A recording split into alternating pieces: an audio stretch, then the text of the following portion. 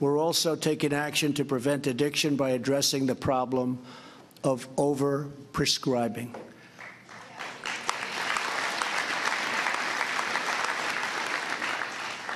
And our Department of Justice is looking very seriously into bringing major litigation against some of these drug companies. We'll bring it at a federal level. Some states are already bringing it, but we're thinking about bringing it at a very high federal level, and we'll do a job. We're going to cut nationwide opioid prescriptions by 1/3 over the next 3 years. We're also going to make sure that virtually all prescriptions reimbursed by the federal government follow best practices for prescribing. We'll ensure that opioid addiction is not subsidized by the American taxpayer.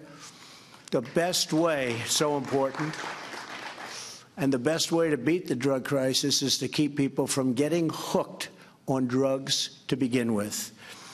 As part of that effort, so important, and this has been something that I've been very strongly in favor of, spending a lot of money on great commercials showing how bad it is, so that kids seeing those commercials during the right shows on television or wherever, the internet, when they see these commercials, say, I don't want any part of it.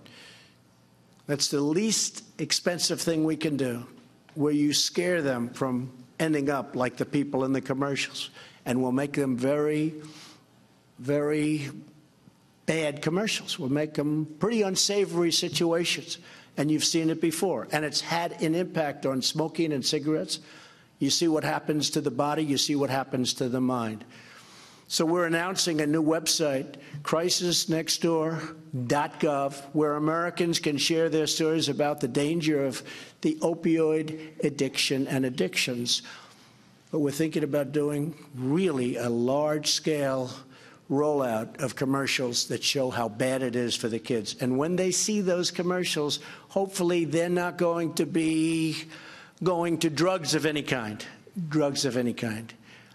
And we'll save a lot of lives, and we'll make their life a lot easier.